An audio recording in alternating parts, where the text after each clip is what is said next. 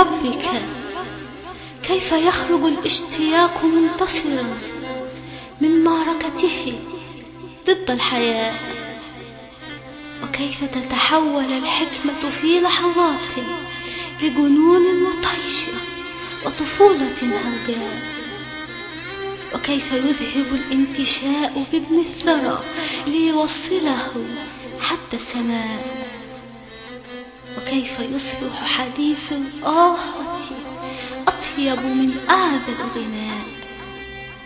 ولأي عالم يمكن أن ينتمي مثل هذا الاحتواء؟